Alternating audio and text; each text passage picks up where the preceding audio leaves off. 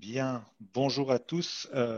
Merci à tous les participants qui sont en train de nous rejoindre. Nous allons commencer ce webinaire. Je fais une courte introduction avant de laisser la parole à nos deux orateurs du jour. Comme ça, le temps de l'introduction, on espère que la majorité des participants auront pu nous rejoindre. Voilà, donc c'est le quatrième webinaire de cette communauté francophone de pratique qui a été donc établie au sein de l'ISQOA.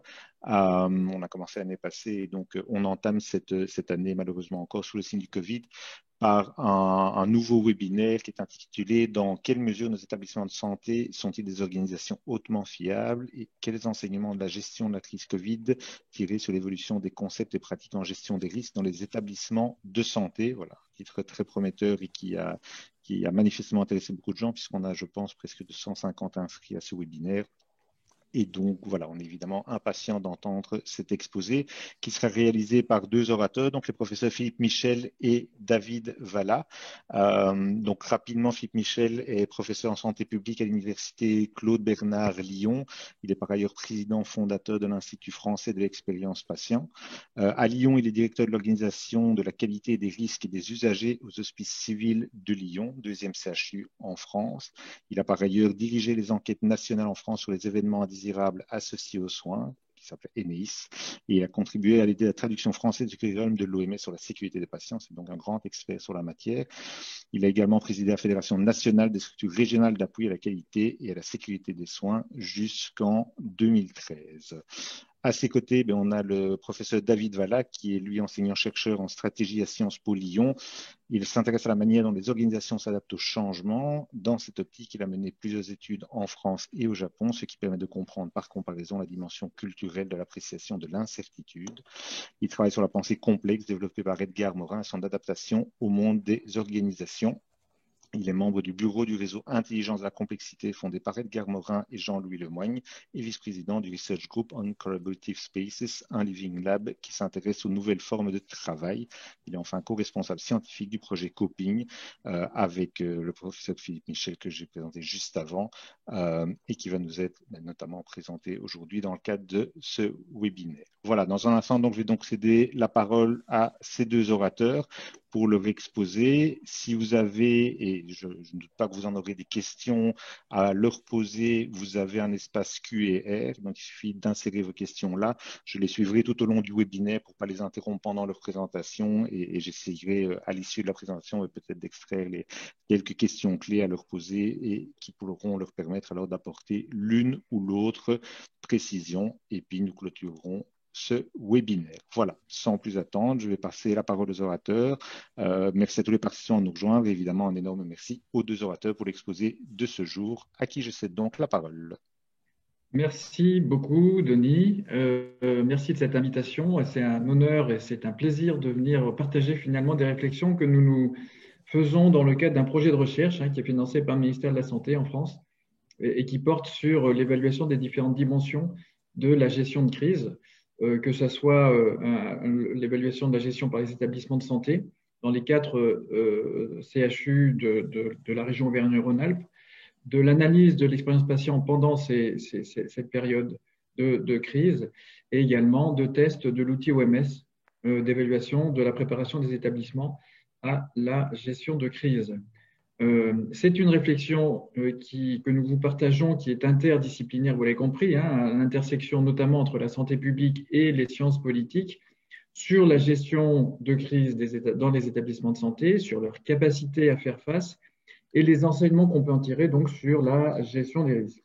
Alors, je ne peux pas m'empêcher pour l'ensemble de l'auditoire de faire un rapide retour historique un petit peu sur la gestion des risques pour voir où on en est et où on pourrait penser aller, puisque la gestion des risques, c'est une approche, ce sont des outils, ce sont des méthodes qui ont beaucoup évolué, notamment depuis les années 1980, où la fréquence des accidents était à un niveau très très élevé, nous plaçait sur des niveaux d'activité équivalents à des systèmes qu'on appelle ultra résilients, comme cet escaladeur que vous voyez, c'est-à-dire que la sécurité dépendait beaucoup de l'expertise du professionnel.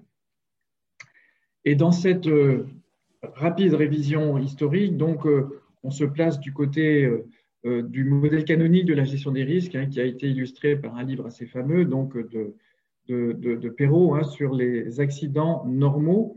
Si on rappelle ça, hein, c'était donc l'analyse de la centrale, d'un accident survenu à la centrale nucléaire américaine de Three Mile Island, dont la conséquence a été de dire qu'aucun système n'est parfait, mais il y a des dispositifs de sécurité, il y a l'astuce des concepteurs, il y a des réactions professionnelles qui peuvent remédier à ces imperfections. Parfois, on a des moments où 2-3 défaillances se combinent de façon inattendue, ce qui crée l'accident normal, puisque effectivement, au début, on était sur une approche qui était assez technique en gestion des risques. On considérait que la technologie était la source du problème et que finalement, quand un accident survenait, quelque part, on se disait que voilà, tout système est parfaitement défini pour aboutir exactement au résultat qu'il obtient. C'était une vision assez technique des choses.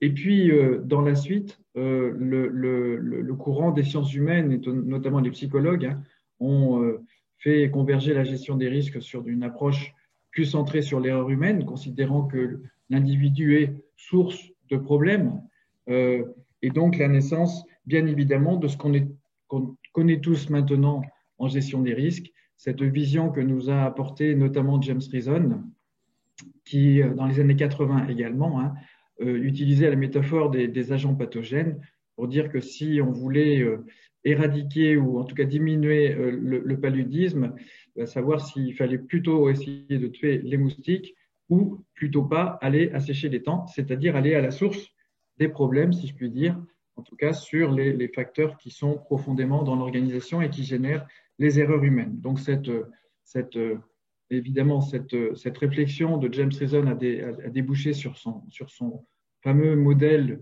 de gruyère suisse. Je reprends l'expression parce que on la réutilisera tout à l'heure, avec donc un certain nombre d'opportunités d'accidents et de défense qui existent ou qui n'existent pas. Et simplement, l'accident survient quand il y a une mise en alignement d'un certain nombre de défaillances et de défauts de défense en profondeur. Ça, c'était finalement l'approche sur laquelle on se fonde quand même encore aujourd'hui beaucoup, notamment dans la gestion a posteriori des risques. Mais voilà, après, sur l'échelle du temps, et je précise que là, l'échelle du temps, ça n'est pas celui des établissements de santé, hein, c'est les chercheurs de l'industrie nucléaire. Nous, on décale à peu près de 20 ans. Donc, l'étape suivante, c'était de considérer que finalement, c'était l'ensemble des sous-systèmes d'une activité, des sous-systèmes techniques et des sous-systèmes sociaux, qui étaient la source des problèmes, c'est-à-dire l'interaction. Le diable est dans des interfaces, hein, on dit certains. C'était l'approche socio-technique qui était largement promue et qui a permis d'aller, en allant un tout petit peu plus loin, sur une approche des relations entre les sous-organisations, considérant que finalement, ce sont les dysfonctionnements beaucoup plus systémiques des relations qui existent entre les organisations qui sont source de problèmes. Et là, j'expose la seule diapositive qui est en anglais, mais qui a été réalisée par Charles Vincent et René Amalberti, qui nous dit que si on veut effectivement, dans nos modèles d'analyse assez classiques de gestion des risques, notamment a posteriori, analyser un événement indésirable, aujourd'hui on le fait de façon très ponctuelle, dans un environnement assez limité de temps et d'espace, et que cet espace-temps limité nous permettent d'identifier des dysfonctionnements locaux avec certitude, mais pour le patient et pour lui, ça ne représente pas forcément la solution qui aurait permis d'éviter ou en tout cas de limiter l'impact sur son état de santé de ce problème. Et donc, ce qu'il nous conseille, hein, c'est d'aller d'étendre notre notion du systématique, hein, d'une approche systémique, à l'ensemble du parcours du patient. Et on peut se dire qu'actuellement, dans nos analyses rétrospectives des risques, c'est quand même très rare qu'on aboutisse à ce type d'analyse parce que c'est finalement assez compliqué logistiquement. Mais vous voyez qu'on est toujours dans cette approche de finalement, il y a un problème, il y a des erreurs, il y a des facteurs contributifs qui ont conduit à la réalisation d'un événement indésirable. Ce qu'on nous a proposé, parce qu'on on dit toujours ça au passé, hein, c'est qu'il fallait enrichir le modèle gestion des risques pour tenir compte du système, du contexte sanitaire. Et donc, ce faisant, donc, on a une approche qui est sciences humaines, sociales, biomédicales, qui rejoint des analyses d'autres secteurs de la gestion des risques. Et c'est là où on va parler de haute fiabilité organisationnelle. Je pense que David et moi, dans la suite, on parlera souvent de HRO, qui est simplement la traduction anglaise, l'acronyme anglais High Reliability Organizations, donc qui postule que effectivement, une HRO, c'est une organisation qui évite les catastrophes dans un environnement où les accidents normaux sont attendus, compte tenu du niveau de risque des activités et de la complexité existante. Donc là, je reprends à nouveau une diapositive de René Abel-Berty, et pour reposer aussi les avancées qu'il y a eu en matière de conception de la gestion des risques, et qui nous dit que finalement, en gestion des risques, il faut distinguer un certain nombre de systèmes qui sont des systèmes ultra sûrs, dits ultra sûrs sur la droite, donc de cette diapositive, des systèmes ultra sûrs, c'est-à-dire des systèmes dont la sécurité est essentiellement promue par le fait que les conditions de fonctionnement sont relativement stables, même si des systèmes et des sous-systèmes sont améliorables, mais que les conditions sont relativement stables, et que donc pour atteindre une sécurité, on l'atteint assez simplement avec des outils, entre guillemets assez simplement, avec des outils tels que la normalisation et le contrôle. La contrepartie, c'est que ce sont des systèmes qui sont relativement peu adaptatifs, et vous voyez bien que sur ce graphique-là, on a en abscisse donc ces systèmes ultra sûrs très portés sur la sécurité, peut-être moins sur la capacité d'évolution ou l'efficacité. Nous, alors, dans les hôpitaux, il y en a des systèmes ultra sûrs.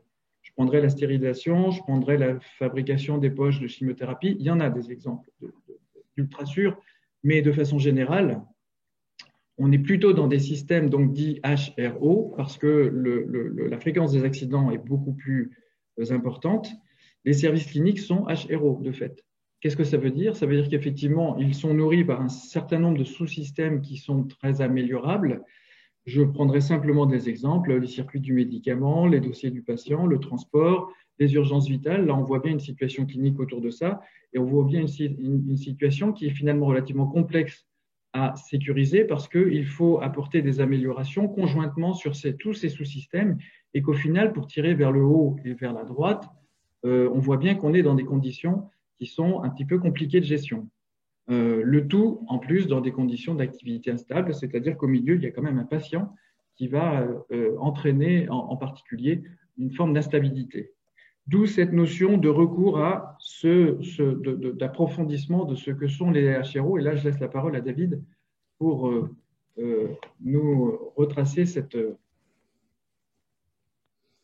Alors, très, très rapidement, merci Philippe. Donc, les HRO, finalement, interviennent comme une avancée dans la réflexion en matière de théorie des organisations, une avancée de la pensée et des travaux de Charles Perrow, une avancée qui est réalisée donc par des chercheurs de l'Université de Californie et Berkeley, et en particulier, vous avez la photo, par Carlen Roberts, à travers un article qui est assez célèbre dans une revue très, très, très connue en théorie des organisations qui s'appelle Organization Science. Donc, une avancée autour de la prise en compte de la fiabilité dans des environnements qui, a priori, pourraient permettre d'imaginer qu'on rencontre un certain nombre d'erreurs puisqu'ils sont extrêmement complexes. Et l'article de Carlen Roberts en particulier est une étude de cas. C'est un travail de plusieurs années, de plusieurs mois étalés sur 2 ans, plus exactement, sur 2 porte-avions, le Carl Vinson et l'Enterprise. dans le porte-avions, qui sont des systèmes, donc, comme on peut l'imaginer, extrêmement complexes, et en plus où on manipule des armements, du carburant, c'est des porte-avions nucléaires, etc. Donc, ils concentrent un grand nombre de sources potentielles de dysfonctionnement, et pourtant, il n'y a pas de dysfonctionnement. Et donc ça vient directement interroger le modèle de Perot. Et cette interrogation se fait avec un changement d'approche d'un point de vue méthodologique. Le modèle de Perot, c'est vraiment, comme l'a dit Philippe Michel à l'instant, on regarde ce qui s'est passé sur l'accident nucléaire, mais c'est ex post, alors que là, les chercheurs vont sur place et vont vivre sur les porte-avions et vont observer ce qui se passe sur les porte-avions. Et donc, ils vont réaliser justement que ces porte-avions, alors même qu'ils sont... qui devraient connaître les accidents normaux, n'en connaissent pas. Et ce qu'ils vont observer sur la diapo suivante, c'est un certain nombre de caractéristiques qui sont propres à toutes ces organisations hautement fiables, qui sont... Alors, certaines organisations peuvent avoir quelques caractéristiques, mais les organisations hautement fiables, donc observées lors de ces travaux-là, donc on va dire la fin des années 80, ces organisations hautement fiables possède toutes ces caractéristiques, donc l'hypercomplexité, l'interdépendance, une différenciation hiérarchique extrême, le fait d'avoir des décideurs nombreux dans des systèmes de communication complexes, le fait d'avoir un très haut niveau de responsabilité individuelle, le fait d'avoir des rétroactions fréquentes, les décisions qui sont prises entraînent des contrôles incessants, notamment parce que le temps de décision et de rétroaction est très court. Ils se contrôlent, ils se mesurent parfois en termes de secondes. C'est l'appontage d'un avion, le décollage d'un avion, par exemple.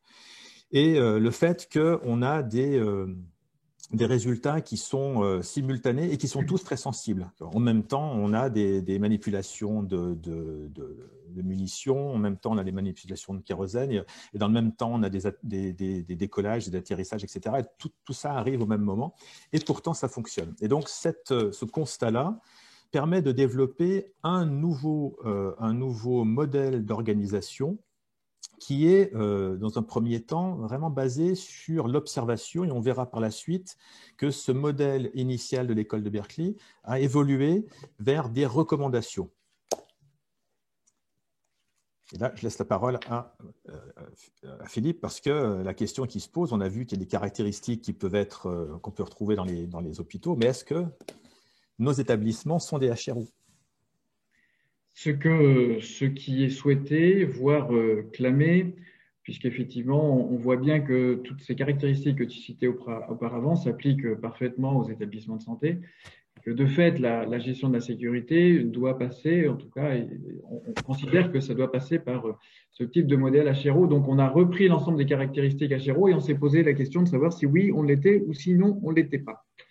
Et donc, voilà, on vous propose un certain nombre d'observations qui ont été réalisées sur plusieurs établissements. Alors, c'est peut-être pas tous les établissements, mais on a trouvé quand même un certain nombre de caractéristiques qui étaient assez partagées dans ces établissements et qui vont dans le sens d'une capacité à répondre que oui, les établissements de santé sont HRO, en tout cas ceux qu'on a examinés en France. La mise en place de cellules de crise au niveau des directions avec une gestion des remontées d'informations qui permettent un apprentissage continu et une réactivité, c'est quelque chose qu'on a observé partout. Un équilibre des pouvoirs revu au niveau des directions avec le recours à l'expertise interne, qui est quelque chose d'assez nouveau dans beaucoup d'établissements, c'est-à-dire qu'on est un petit peu moins top-down de la direction, mais on s'appuie beaucoup sur de l'expertise qui est mise à côté. Il y a une flexibilité reconnue et des marges de décision qui sont renforcées au niveau des unités de soins. C'est ce qu'on a observé aussi largement. Ça aussi, c'était vraiment une transformation.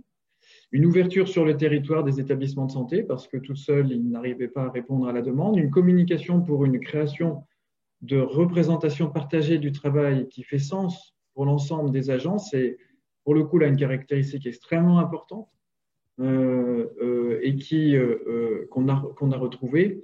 Et puis, enfin, un engagement des professionnels. Je dirais enfin, c'est peut-être le premier qu'il fallait mettre, mais un engagement des professionnels malgré la crainte, malgré les craintes de la contamination, l'identification et enfin l'identification et l'analyse des erreurs signalées. Donc, au final, donc, une crise survient, c'est une crise durable.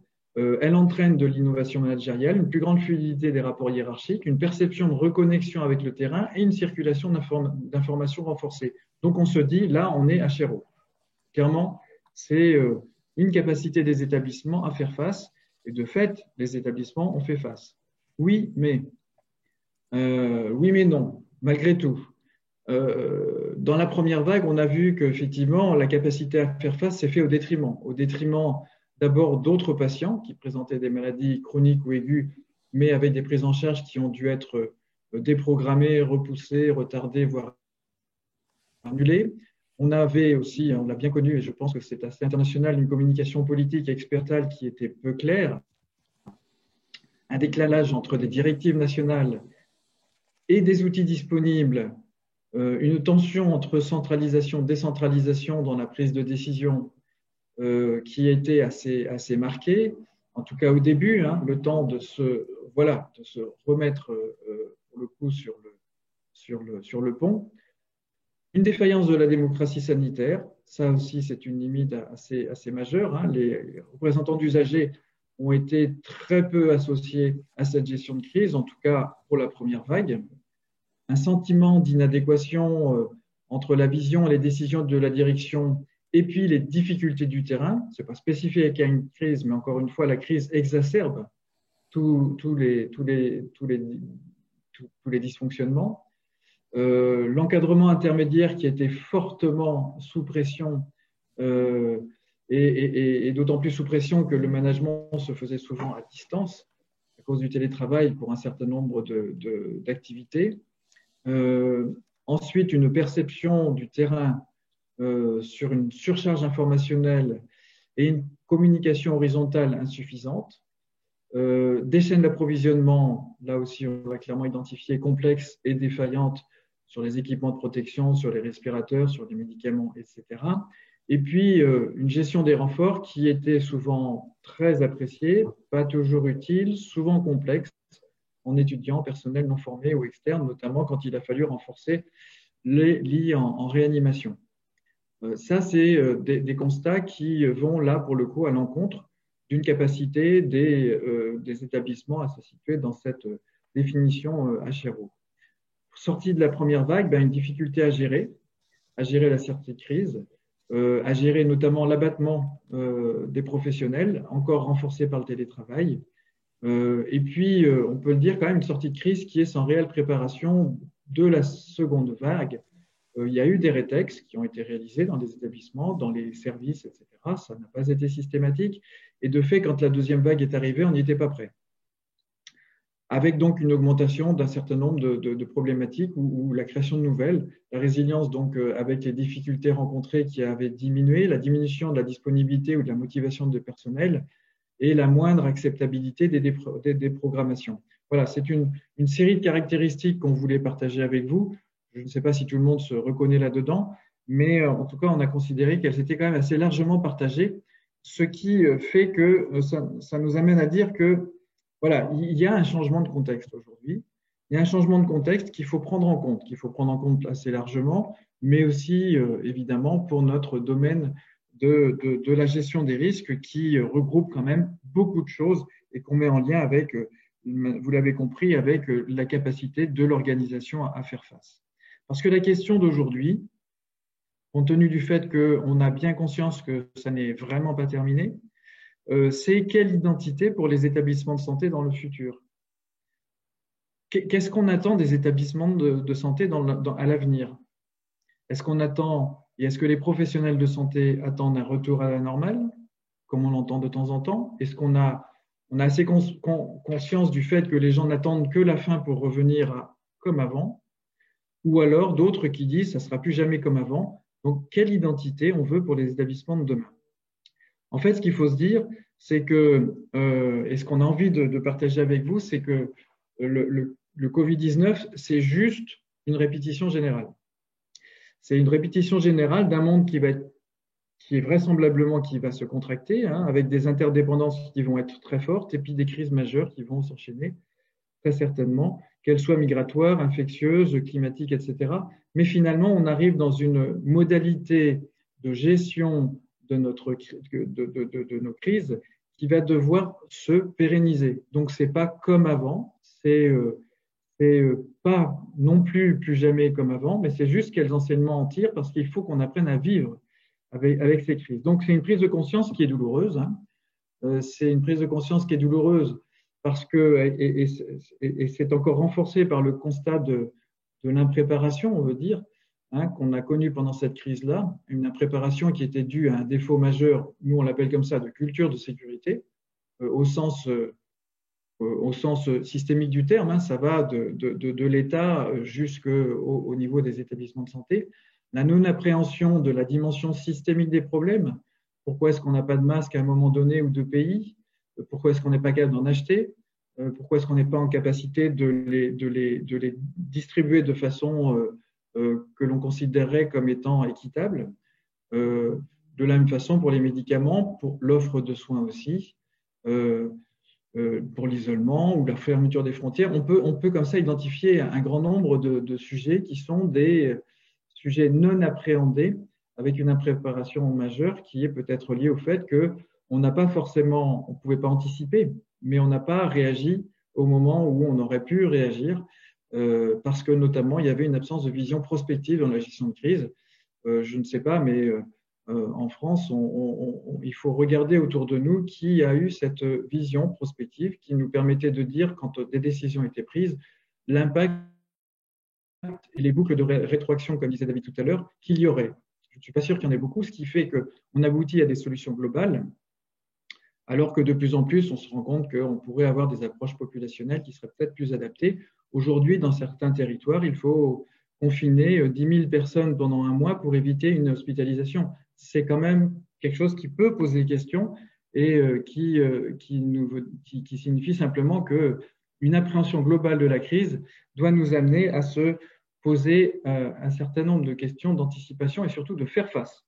C'est là-dessus qu'on va continuer notre présentation, en passant par une petite phase aussi quand même un peu qui rajoute, on va dire, une cerise sur le gâteau. David. Ton micro, David. Pardon, c'est une phase effectivement, il y a besoin d'un retour conceptuel et théorique. Enfin, on a besoin en fait de changer notre manière de penser. Au fond, ce que disait Philippe à l'instant, c'est que ce manque d'anticipation qui est lié à une absence de vision systémique des problèmes, c'est aussi quelque chose qui est très lié à notre manière de penser. Il faut arriver à comprendre d'où viennent nos aveuglements pour pouvoir changer.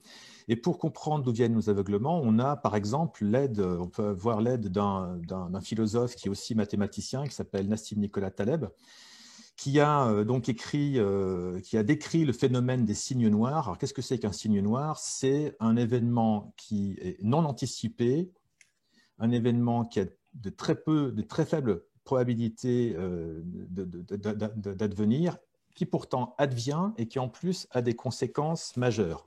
Alors, par exemple, on a l'attaque du 11 septembre aux États-Unis, on a la crise des subprimes aux États-Unis en 2008, on a évidemment l'épidémie de coronavirus, on a la crise des migrants, enfin, on a beaucoup d'événements qui, à chaque fois, n'ont pas été anticipés. Certaines personnes avaient pu en parler, les prédire plus ou moins, les repérer, mais globalement, ça n'a pas été anticipé et ça a eu des conséquences dramatiques. Et c'est l'apparition finalement de l'inconnu inconnu. C'est l'inconnu qui n'a pas été prévu à l'avance, qui serait l'inconnu connu. Et donc, pourquoi est-ce que finalement on est à chaque fois surpris ? Et pourquoi est-ce qu'on n'apprend pas, c'est ça le plus important, pourquoi est-ce qu'on n'apprend pas de nos erreurs? Pourquoi est-ce qu'on n'est pas en capacité d'arrêter de se faire surprendre? Et Taleb nous explique que c'est parce qu'on est, la victime de deux biais, la ludic fallacy et la narrative fallacy, donc le biais ludique et le biais narratif. Alors, qu'est-ce que ça veut dire? Alors, le biais ludique, ça correspond, quand on parle de ludique, on parle de jeu, et en fait, on parle de casino.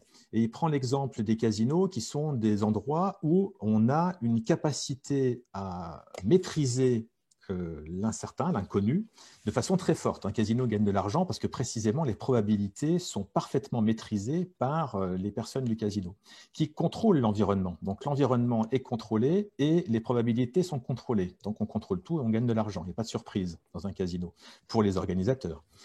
Et en fait, cet imaginaire, on le transpose au monde réel parce qu'on a des appareillages de probabilités extrêmement élaborés. On a l'impression qu'on contrôle le monde, on a l'impression qu'on peut tout anticiper et on se fait avoir. Et la deuxième chose, le biais narratif, c'est qu'une fois qu'on a été surpris, ben, ce qui se passe, c'est qu'on n'apprend pas de nos erreurs, on n'accepte pas la surprise, on veut se rassurer et on construit une narration, on construit une histoire qui rend finalement le problème comme inévitable, tout simplement parce que des gens n'ont pas fait le boulot. En temps normal, il n'aurait pas dû advenir. Donc, en temps normal, on n'aurait pas dû avoir d'attaque le 11 septembre parce que les services de sécurité auraient dû faire leur boulot. En temps normal, on n'aurait pas dû avoir une épidémie comme celle du Covid-19 parce que normalement, les pays doivent faire leur boulot et la Chine n'a pas fait son boulot, par exemple. En temps normal, on n'aurait pas dû avoir une crise financière internationale. Mais là, il se trouve qu'en 2008, il y avait eu des déréglementations qui ont conduit à… Et voilà, en temps normal, ça ne devrait pas se passer. Quand ça se passe, c'est qu'une exception et on oublie vite qu'on a été surpris. Et donc, tout l'enjeu, c'est de vraiment commencer par comprendre qu'on est victime de ces aveuglements volontaires, de manière à passer à la deuxième étape des organisations hautement fiables. Donc, ces organisations hautement fiables de deuxième génération, qui sont des organisations qui, finalement, ont parfaitement intériorisé la dimension systémique de l'environnement. Et donc, ces organisations, elles se caractérisent par finalement des actions qui sont menées en direction d'éviter les erreurs, hein, avoir une obsession de l'erreur et d'éviter l'erreur. Un deuxième point, la prise en compte de la dimension systémique qui pousse à éviter de chercher des explications simplificatrices, d'éviter de chercher des boucs émissaires quand il y a un problème. La troisième caractéristique, c'est avoir une vision qui est une vision de veille sans arrêt sur son environnement immédiat et beaucoup plus lointain, donc une sensibilité aux opérations qui se passent autour de soi, donc une conscience systémique de ce qu'on a autour de soi. Un engagement vers la résilience, c'est-à-dire que bien sûr qu'on doit éviter au maximum les accidents, les problèmes, etc., à ce propos d'ailleurs, la culture de haute fiabilité, c'est une culture plutôt optimiste, dans le sens où on cherche à éviter les problèmes. On ne considère pas que les accidents sont normaux, on cherche à les éviter. En revanche, quand ils arrivent, on est en capacité de continuer à fonctionner, on est résilient, et par ailleurs, on apprend de nos erreurs. Un porte-avions, il est fait pour fonctionner, y compris quand il se fait tirer dessus. Il n'arrête pas de travailler quand il subit les attaques. Et le dernier élément, la dernière caractéristique, c'est le fait d'avoir évidemment une organisation très codée, avec un souci très fort au niveau de la démarche qualité, donc des procédures très strictes, etc., mais une capacité aussi, en fonction des événements, de déléguer les responsabilités sur le terrain auprès des personnes qui sont directement en prise avec les problèmes qu'elles rencontrent. Donc, de faire en sorte d'avoir une ouverture à la complexité qu'on rencontre sur le terrain. Et donc, toute cette pensée-là, c'est une pensée qui va permettre de penser les systèmes et de penser finalement une autre approche des organisations hautement fiables qu'on voit grâce à la diapo suivante autour d'une notion qui caractérise ces organisations hautement fiables, qui est la construction collective de sens, ou autrement dit le sense-making, qu'on peut aussi appeler, parce que c'est le cas du chercheur Carl Dweck, mindfulness, donc pleine conscience. Donc autrement dit, c'est avoir des personnes qui ont tout à fait conscience du fonctionnement de leur organisation à travers sa complexité et de la conscience de où est-ce qu'ils se situent dans l'organisation. Je suis un maillon de la chaîne globale, mais je comprends bien comment la chaîne globale fonctionne et j'arrive bien à comprendre où je me situe dans la chaîne globale et quelles sont mes interactions avec les autres. Et donc, tout ça, cette conscience de soi dans l'environnement, c'est évidemment un travail qui permet de développer la responsabilité individuelle. Et ça, Carl Weick l'a développé en particulier en analysant dans un article extrêmement célèbre, je vous ai mis la référence ici, en analysant un drame qui a été la mort de parachutistes. Les Américains ont des smoke jumpers, donc des parachutistes qui parachutent dans des zones de feu inaccessibles, et ils vont couper justement, ils vont essayer de faire en sorte d'éviter que le feu se répande. Et en 1949, il y a eu un accident où des parachutistes dans le Montana ont opéré sur un feu donc complètement isolé dans la montagne, etc. Et puis par un retour de vent, ces 15 parachutistes se sont retrouvés complètement encerclés par les flammes, avec quasiment aucune chance de s'en sortir. Et leur commandant leur a dit, la seule solution, c'est de s'enterrer et de laisser passer le feu sur nous. Et sur les 15 parachutistes, il y en a 12 qui n'ont pas obéi aux ordres, qui n'avaient pas confiance, qui ont plutôt fait confiance à leur instinct de survie, qui ont vu une faille, un trou dans les flammes et qui ont décidé de se jeter, de passer dans ce passage en espérant pouvoir s'en sortir. Et donc, il y en a 12 qui sont morts et les 3 qui sont enterrés ont survécu. Et ce que nous explique Carl Weick, c'est que finalement, ce drame, c'est un drame organisationnel. C'est une question d'organisation. Ce qui a dysfonctionné, c'est que l'organisation était une organisation qui se basait beaucoup sur les compétences et les responsabilités individuelles. Et on n'avait pas construit un sens collectif. On n'avait pas construit on va dire, une confiance collective. Parce que ces parachutistes sont des gens qui ont l'habitude de travailler tout seuls. Ils sont parachutés seuls sur des zones de feu, etc. Donc, ils développent des compétences très fortes. Ils ont l'habitude d'être en responsabilité, en autonomie. Et donc, il manquait cette dimension de construction collective de sens. Et donc, ça, c'est vraiment un élément essentiel dans la mise en œuvre d'une organisation hautement fiable. Ce qui nous amène maintenant à la grande question, que faire ? Superbe exemple de passage de l'ultra-résilience à une démarche HRO qu'on citait au départ. Alors, que faire ? Que faire parce que finalement, on vous a dit plein de choses qui étaient sans doute perçues comme assez théoriques. Et donc, l'idée, ça serait de se dire, bon, compte tenu si on est d'accord sur l'ensemble de ces constats, maintenant, il faut appliquer à nos organisations les moyens de pouvoir continuer à fonctionner et à bien fonctionner en situation de crise et donc devenir pleinement HRO, comme ça a été dit. Alors, je commencerai juste par une image, mais les images frappent assez bien. Notre façon de gérer les risques, c'est celle de gauche, avec, vous connaissez le gruyère à trous. C'est notre façon de gérer les risques, que ce soit de façon a priori ou a posteriori. On est sur une gestion de l'inconnu-inconnu, pour reprendre les termes de David tout à l'heure. C'est-à-dire notre travail, et particulièrement en gestion a priori des risques, c'est de se dire qu'est-ce qui risque d'arriver et comment je maîtrise ce qui risque d'arriver. Donc, on est bien sur de l'inconnu connu. Ce que nous enseigne la crise, c'est qu'on est vraiment dans l'inconnu inconnu, c'est-à-dire qu'on ne connaît pas la maladie, on ne connaît pas les traitements, on ne connaît pas les symptômes, on ne connaît pas l'évolution des symptômes, on ne connaît pas les conséquences à long terme. C'est de l'inconnu inconnu. Et que donc, notre système de gestion des risques doit passer du gruyère suisse à la fondue savoyarde. C'est-à-dire que dedans, on a une espèce de mélange avec des interactions qui sont innombrables et des situations d'incertitude qui sont majeures. Je ne sais pas ce que vont faire les 3 porteurs de ces pics quand ils vont relever. C'est l'incertitude. Vont-ils se battre? Vont-ils le manger? Y aura-t-il voilà. Donc, le sujet, c'est de changer quand même un petit peu notre façon de voir les choses et déjà de bien comprendre ce qu'on appelle résilience. David l'a appelé tout à l'heure. Dans les 5 caractéristiques, il y en a une qui s'appelle la résilience. Et là, on est directement sur notre façon de gérer les risques à l'hôpital, notamment. La résilience nous dit que finalement, c'est une diapositive qui est à nouveau empruntée à René, à Malberti, nous dit que la sécurité totale, elle est fonction de 2 choses, de ce qu'on appelle la sécurité réglée et la sécurité gérée. En d'autres termes, la sécurité qui est observée sur le terrain, c'est 2 choses. C'est notre façon de régler la sécurité. Et là, on a nos outils que l'on connaît bien, de normalisation des pratiques, au sens noble du terme, avec toutes les bonnes pratiques, les protocolisations, etc. les outils que l'on utilise en qualité pour les déployer et les évaluer, donc pour éviter finalement l'inconnu connu, la défaillance prévue.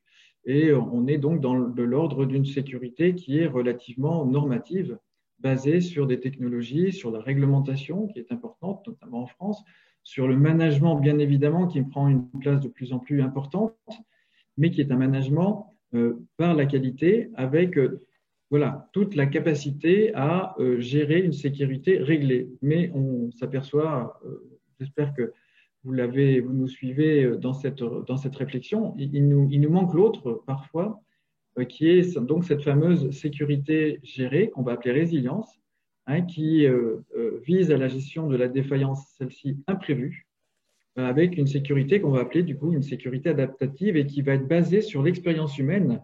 L'expérience humaine, vous vous rappelez, dans les années 80, c'était essentiellement là-dessus qu'on se basait. C'est l'alpiniste de la première photo. C'était son expertise qui comptait le plus pour qu'il gère sa sécurité. Ce qu'on est en train de se dire là maintenant, c'est qu'il faut qu'on revienne aussi sur ce sujet-là, mais il n'y a pas que ça. C'est la différence avec les années 80. Basé sur l'expertise humaine et sur des organisations flexibles et apprenantes. Là, ce sont des sujets qui vont nous occuper pour les prochaines diapositives.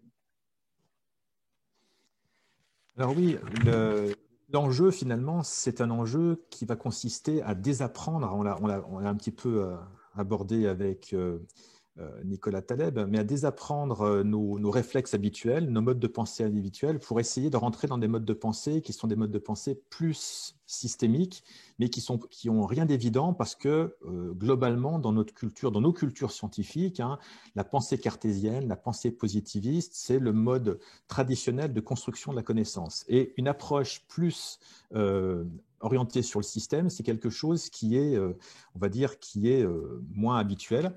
Alors, la pensée du système, c'est une pensée d'interaction qui va s'opposer au principe cartésien d'ordonnancement. C'est une pensée de globalité qui va s'opposer au principe cartésien d'analyse, hein, Descartes, ce qui est un progrès heuristique magistral.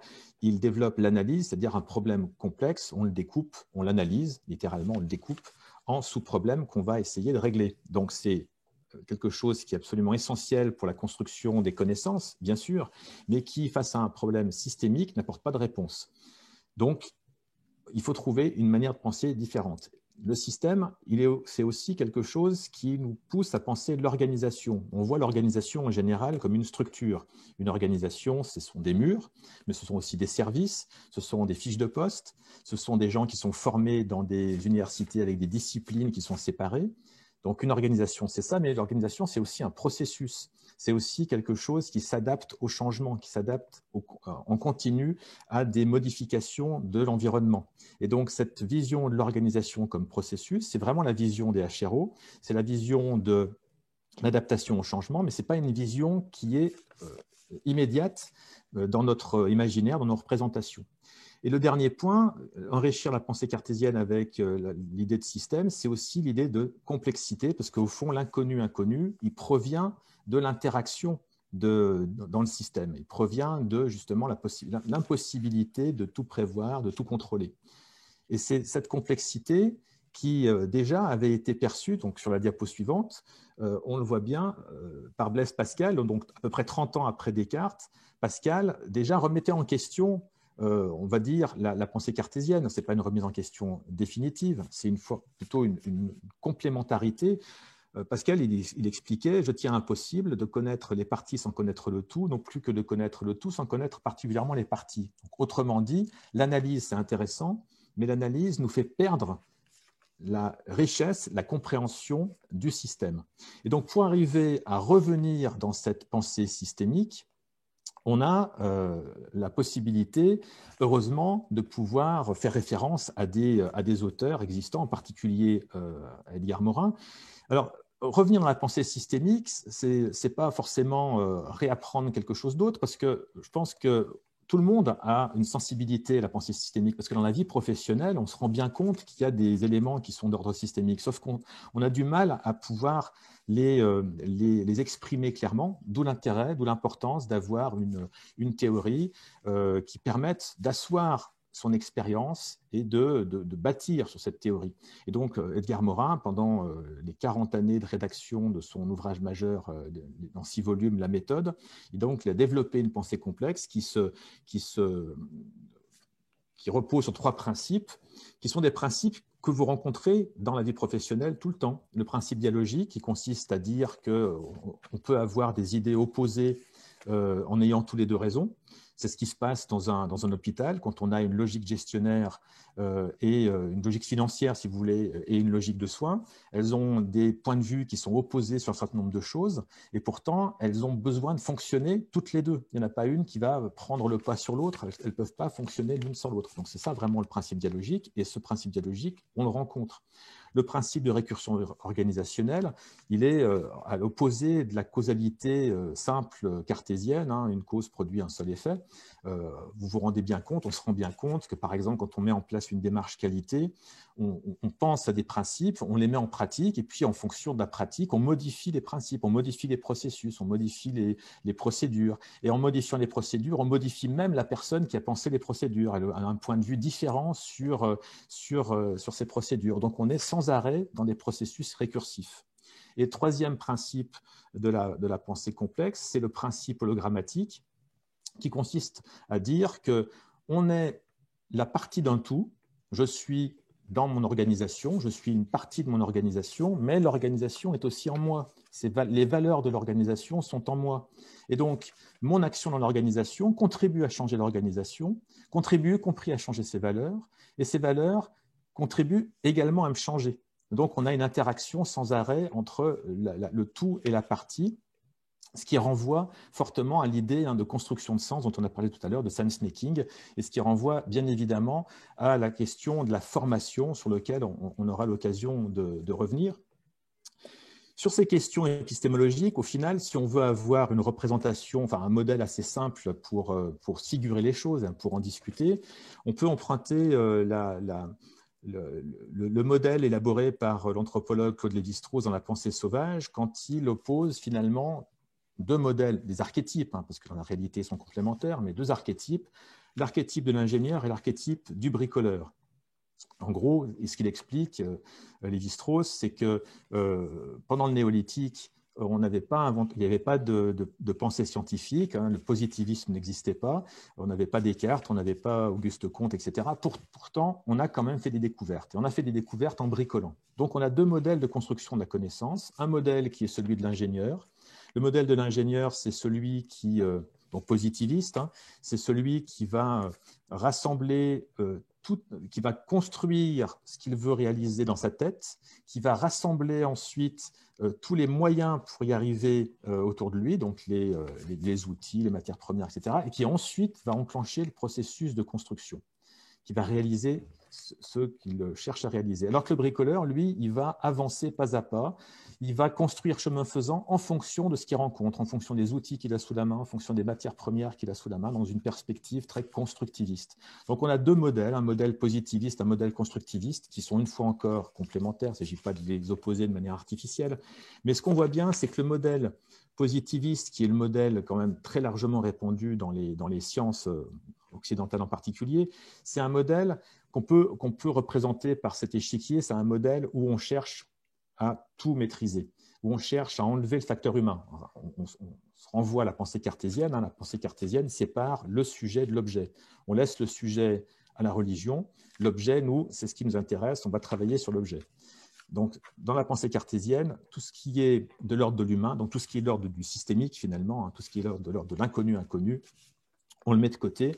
Et de ce point de vue-là, on a la sensation de pouvoir tout contrôler de la même manière qu'on peut tout contrôler sur un échiquier.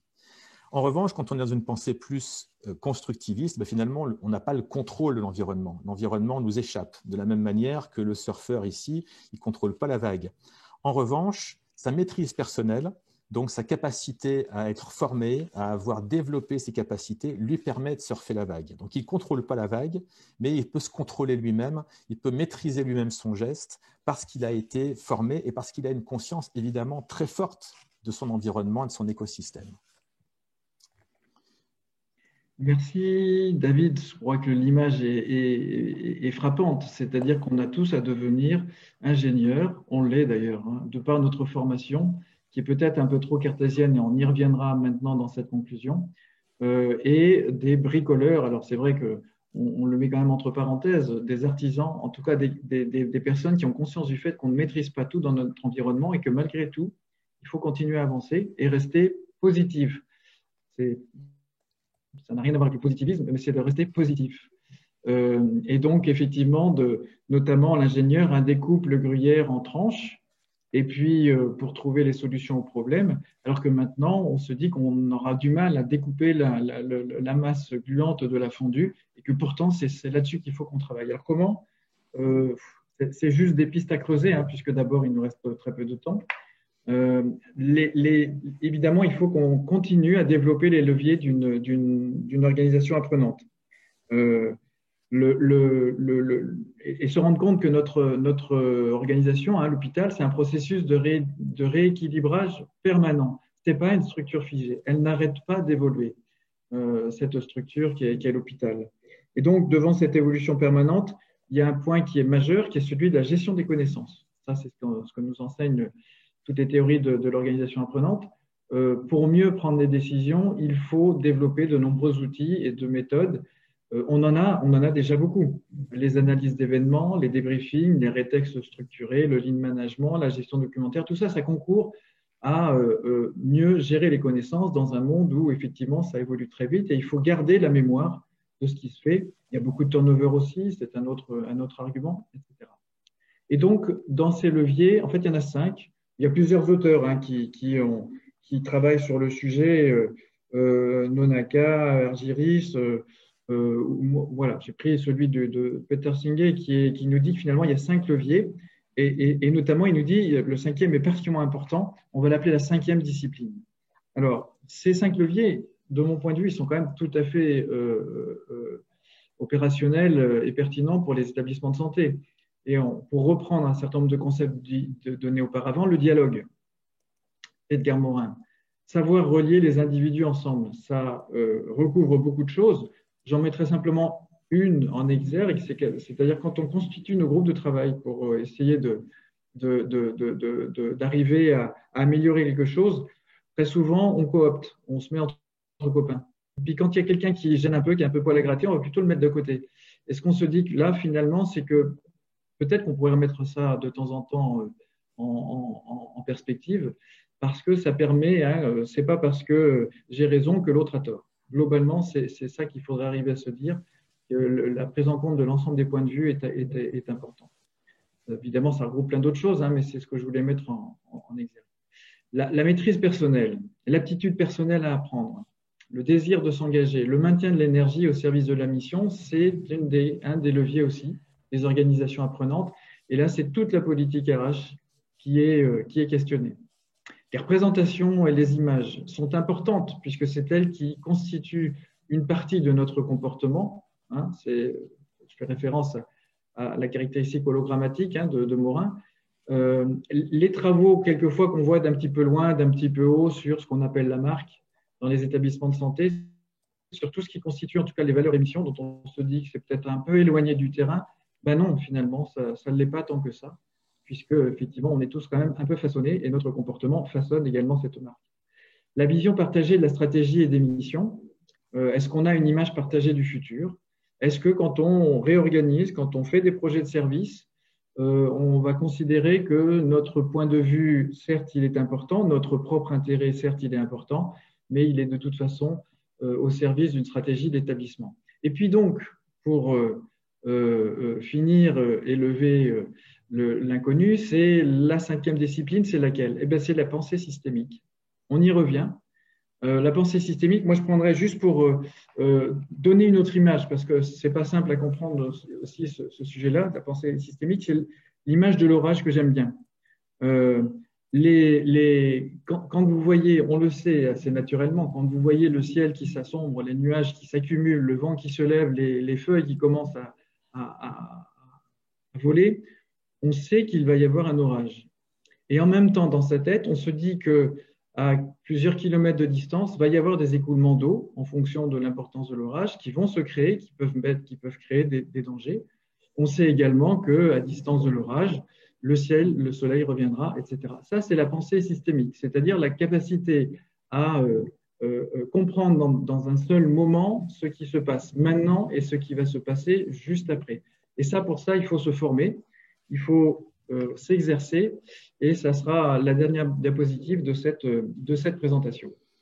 Effectivement, donc la pensée systémique, ça suppose un apprentissage qui n'est pas un apprentissage du même ordre que les apprentissages qu'on peut avoir dans une perspective de transmission de connaissances via un amphi, etc. La pensée systémique, c'est quelque chose qui, pour beaucoup, doit se vivre. Et donc là, on a mis deux diapos, enfin deux images qui permettent justement de penser différemment des formations, ce sur quoi nous réfléchissons avec l'équipe Coping, hein.